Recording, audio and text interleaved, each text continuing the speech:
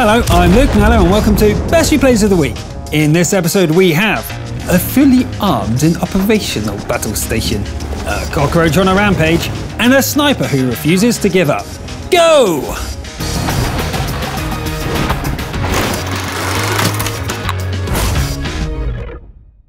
Let's start with that sniper, who is Fredster, playing on the European servers.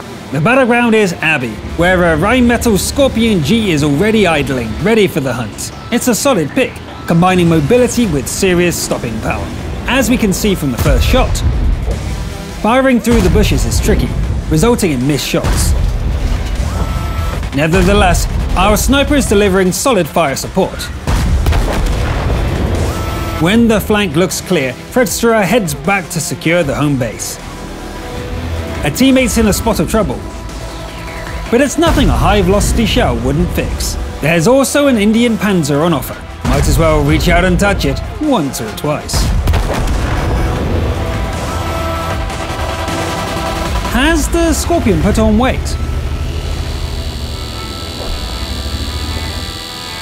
Maybe there would be an easier route up there.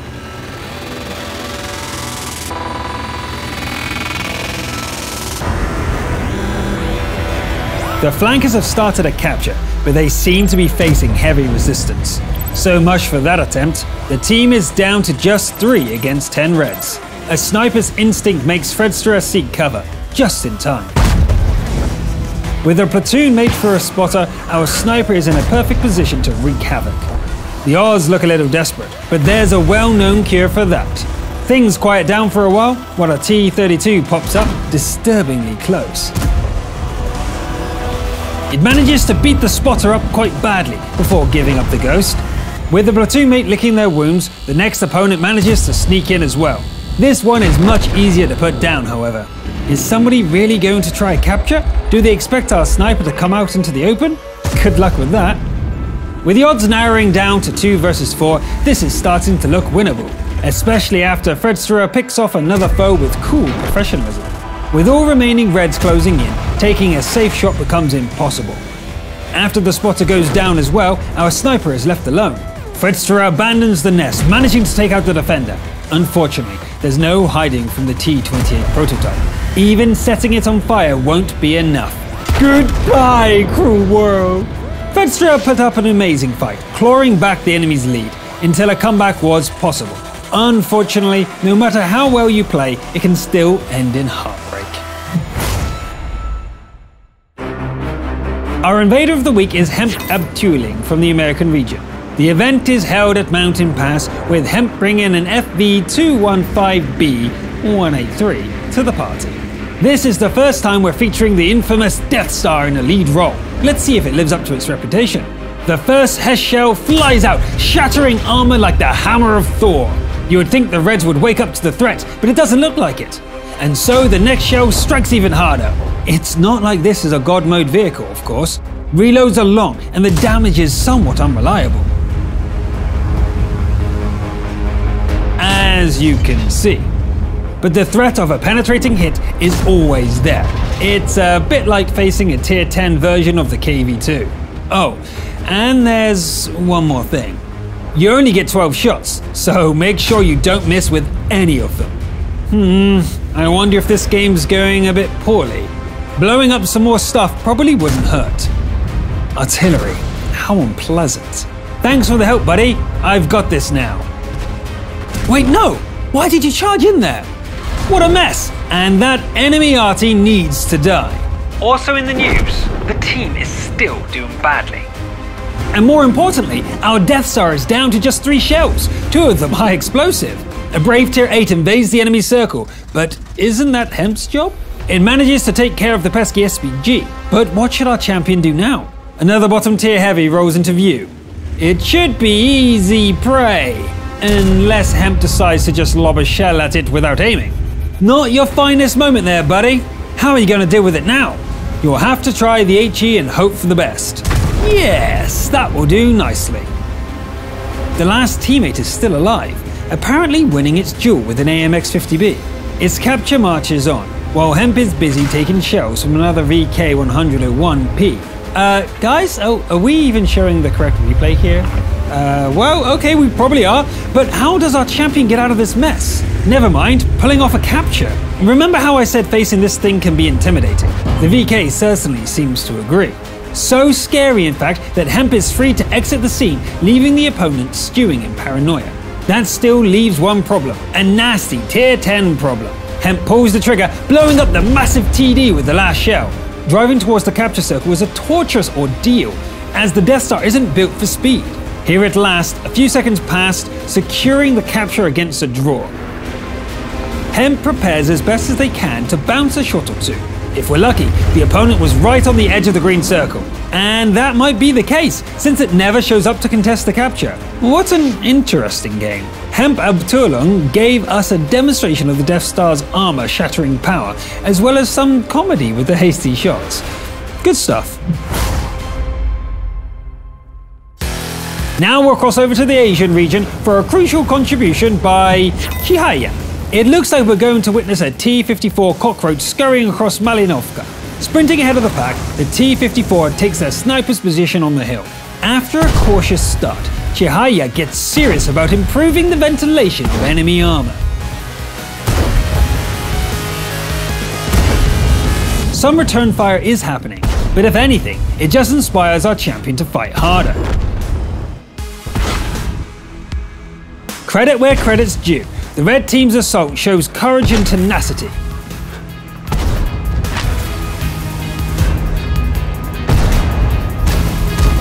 But there's a point where those virtues turn to suicidal folly. So far, the attempts to step on our cockroach hasn't really done anything. Hits like this just slow it down for a moment. Some fool goes for a capture, but the attempt is doomed from the start. Maybe this red roach would offer more of a challenge. Doesn't seem like it. It's practically a free kill. But while we're here, let's send that Lorraine a little gift. Maybe it's time to finish this. Assaulting their base should do the trick. Okay, flubbing a shot on an AFK machine is a bit embarrassing. Quick, pick up another kill to make us forget it. Finishing off the zombie tank secures a slightly dubious Top Gun. There are still 3 targets out there, of course, so maybe there's still time for a proper 6th kill. This UDES 3 would do nicely, but teammates are too hungry for a piece of the pie. There's one last chance. Nope, close, but no biscuits. But hey, that Top Gun still counts, right? And in any case, this was a crucial contribution, which Chihaya definitely received with a monstrous pile of damage. It's all good. Now let's kick things into an even higher gear with a Top Gun rampage from the American region. The city of Kharkov is about to feel the fury of Agente PM-22's E50. It's nice at the top tier, especially in a match without any tier 9 TDs or heavies. In these conditions, Agente can rely on the armor quite a bit. Within reasonable limits, of course. There's a steady exchange of fire until our Top Gun grows impatient. Die already, why don't you? Now that Agente's appetite has been whetted, the feeding frenzy can start. This big boy is too sturdy to go down in a single shot, so he gets another one. At this point, Agente is forced to slow down a little, simply because there's nothing else to shoot at. A short bit of driving later, the cliche about a target-rich environment comes to mind. Would you prefer another saying? How about a fox among the chickens? Bang! You're dead. It seems that there are cappers trying to ruin the fun. The Super Pershing will do nicely for the Top Gun kill, even though it seems a little catatonic. What were we doing again? Oh yes, killing dudes. Has this FCM rage quit as well? What's wrong with these people? The remaining Reds are gathering. Maybe they'll finally put up a proper fight. Like that! Nice try from the 1390. There goes the last friendly, followed into the garage by its killer. The remaining pair put up a good show, even though they can't really get through the E50's arm.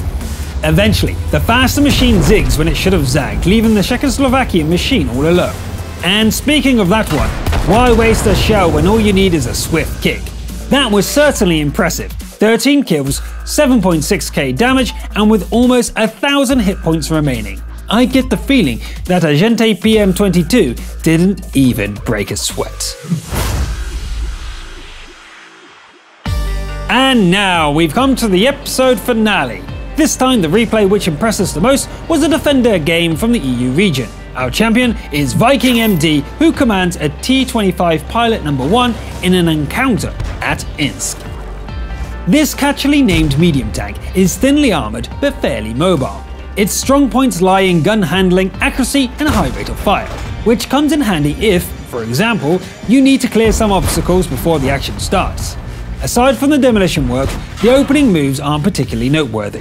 Things heat up nicely when our Viking defender squares off against a KV-4. The Soviet Heavy is a tough nut to crack. Let's crack a few of these softer ones first. Crunchy, but what to do next? Maybe give the KV-4 a parting shot or two, and then head for the city. Come on KV, you really need to watch where I'm going. Hello AT7, can you guess what happens next? And look at this. Another free kill. I wonder why they seem to be ignoring Viking. On the other hand, the overall situation is starting to look pretty grim. Wait, what was that? Back up a little and... Damn it, that could have been a clean kill. And again. This is getting messy. There's still a solid buffer on hit points, but trading shots in such a thin-skinned machine just doesn't feel right. The capture siren begins to wail, but in an encounter, there's no actual hurry to respond. Not when it's just a single capper anyway. A second one drives through the circle, revealing their position. I guess it was this guy whom Viking swats aside with a contemptuous ease. And here's the actual capper. The first reset attempt is a little embarrassing, but as I said, it's not like there's an actual hurry. With a teammate to distract it, the Tiger P is easy to put down. Sadly, the friendly isn't long for this world, but neither is the KV-4. So it's a duel then, for the endgame, and not a fair one. Or would you like to take on a KV-3 in perfect repair, with what's left on this thin-skinned med tank? The Heavy settles into the capture zone like a dragon guarding its treasure. There's plenty of time for Viking to pick the perfect approach. And yes, this is the time to start using APCR ammo. Good thinking. The first shot punches clean through the armor, but Viking doesn't feel like hanging around. A second attempt works as well, but this time the KV is ready for it. Careful now. Now that the dragon is alert, how'd you kill it? Viking has the longer view range, so it should be theoretically possible to... Okay, there it is. Did it spot you? I guess not. Fire at will! It's a great setup. The reset proves that the shots are going through. The KV refuses to take a blind shot, holding fire until its hit points run out. Victory! What an excellent game! Viking MD managed to take on a tough Heavy in full repair with a tank hanging by a thread. And not only that, it was done with style. That's all for this episode. Okay, I know you might be angry, there's a bit of a delay, but it's my fault this time, so let loose in the comments guys, I deserve it. I'm Luke Nella, thanks for watching, and I'll see you next time.